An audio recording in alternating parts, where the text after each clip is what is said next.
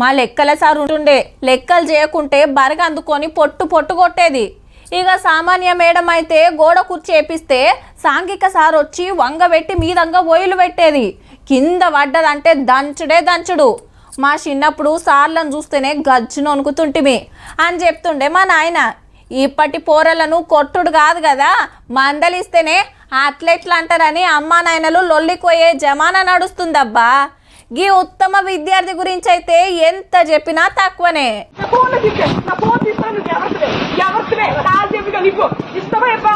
వామ్మో, చదువు చెప్పే మేడాన్ని ఎట్లా తిడుతుందో. నా ఫోన్ నాకు ఇస్తావా ఇయ్యవా అని మీది మీది కురకబట్టే.